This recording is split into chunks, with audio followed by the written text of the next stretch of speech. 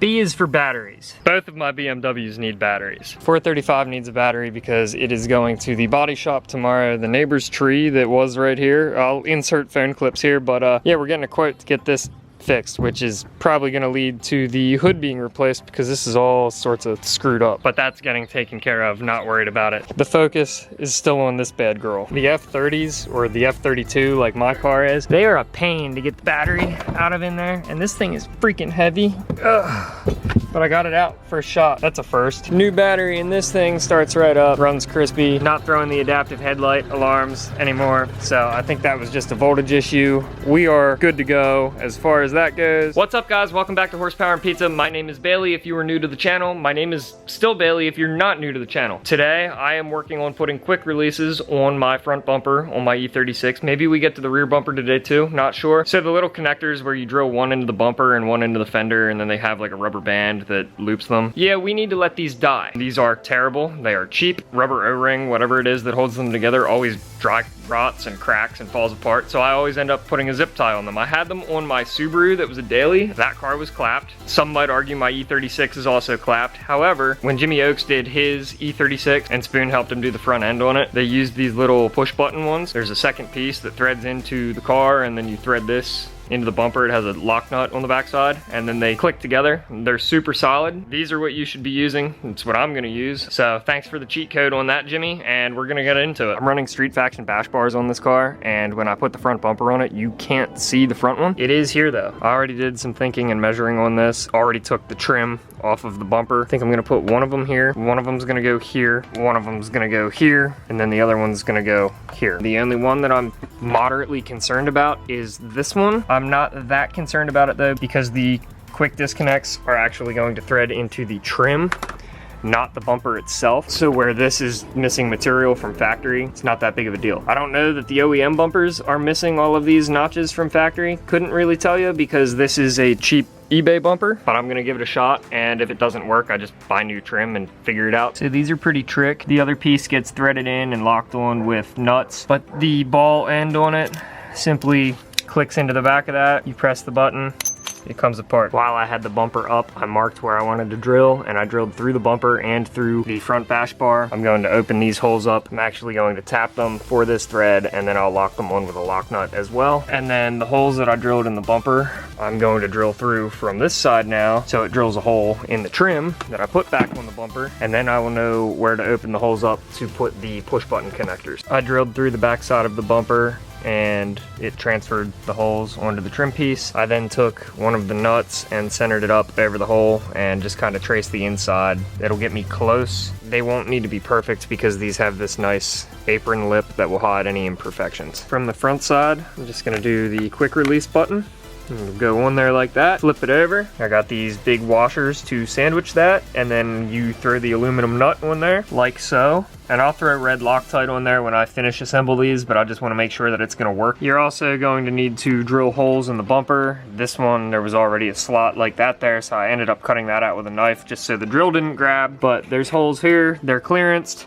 And we'll throw the trim on, they should fit and line up. You can put these quick releases on here, and then if you clearance back behind the bumper, so the nut and the back side of the thread of this fits through the bumper, you can barely see these things on here. I'm pretty pumped on that. I still got to do the other side and set up the threaded tabs that go into the bash bar. Pretty good start for only working on this for about 20 minutes. The threads for these quick release pieces are M6x1, so I opened the pilot holes up to 5mm and ran an M6 tap in there. I have both of them on the driver's side done. These two are installed, so I'm gonna throw the bumper on and just make sure that everything's kosher. They're hard to see with the black on black, but that's kind of cool. They hide really nice. They kind of look like parking distance sensors, which is hilarious being this car is 28 years old. As far as location goes, everything's cool. This one fits okay, but this one, the trim doesn't go in the whole way, and I'll show you why. These stick out a little further than they need to. I have them screwed in as far as they will go, so the other end of this rod is actually touching the inside of the tube. So I'm going to have to trim these down a little bit so I can thread them in a little further, but overall, very happy with how they fit so far. Opening up the hole right here,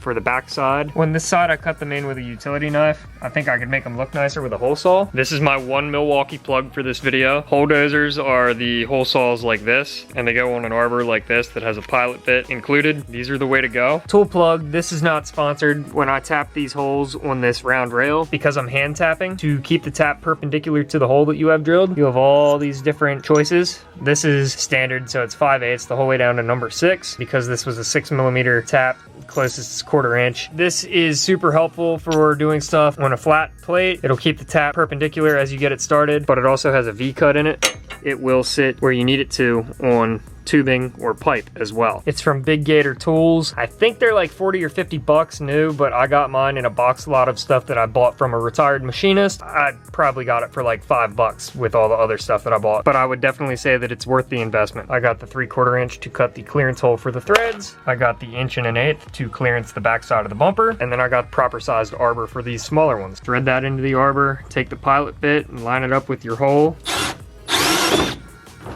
Right like that. If you're wondering why the paint flaked off like it did, it's because this is a cheap eBay bumper that I did almost no prep to and painted with spray paint in my backyard last summer. So go check that video out too. The clearance on that for the nut fits perfect. This gets sandwiched on the trim part, so this is really just to clear the backside. Just because of the way this hole is on the passenger side, I'm not going to need to trim this a whole lot because there's already mostly a hole here. And then when this snaps on there, it'll be about right there. Very happy with how this came out so far. I drew a plus sign on there, and the center of that plus sign is exactly where I'm going to put the 3/4 inch hole dozer. Well, I got the camera all set up and thought I was recording and wasn't. So I drilled a hole, came out nice. Once I get these threaded studs cut down and everything sits flush, this is gonna be nice because this actually mounts this super solid. Barely moves at all when I tug on it. Really happy with that so far and really happy with the placement of everything. I'll trim those down and I'll Loctite red everything and I'll put everything right back on. We'll be good to go. I trimmed those threaded studs down and everything fits crispy. As far as the quick releases go, I have the trim piece that goes on the middle. That doesn't have any quick releases in it. Very impressed with how everything came out. And again, this is super solid, barely moves at all. Very happy about that. Now the real fun begins for the rear bumper. I want to be able to cover this bash bar, but the rear bumper is heavy as hell. It's got this real thick aluminum piece in there, so that's probably 6mm thick. And aluminum's not very heavy. I mean, this is probably 20-25 pounds, and I'm really just trying to cover the bash bar so it looks a little more presentable. If we lose the aluminum, we're gonna lose all the styrofoam.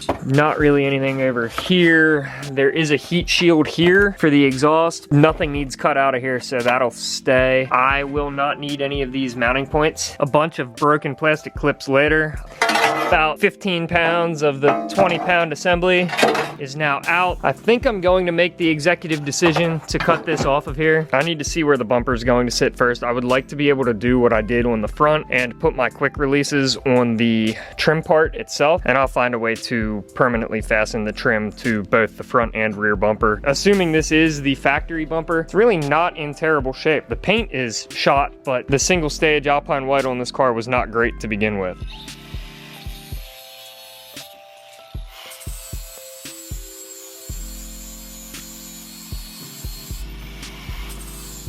Doesn't sit exactly flush to the tube. Doesn't need to, because the standoffs that the quick disconnects snap to are going to stick out further than that, so I'm just gonna throw some primer over that so it doesn't rust. I have one of them marked here and one of them marked here. It appears that I can do them on the black trim again, so we're gonna go through with the hole dozers and make this happen. I have the first two installed in the rear trim. Because there is already a very large hole here, to center this up so the hardware on the back of the quick disconnect clears, I'm not gonna go in here with the hole saw. I'm just going to cut this off right here and then across here. These holes are just for the mounting tabs for the trim, and they will still be functional even if I open that up a little more. Unfortunately for y'all, I got lost in the process and I finished it without filming anything. This thing looks OEM. I still need to put the bolts in over here that hold this side of the bumper up, but other than that, we look OEM. Obviously this is aftermarket, but that was on the car when I got it. The only part that tells there is a bash bar on this car is the jack point that sticks down through the trim. I trimmed that out a little bit to make it fit. Really pumped on that, and again,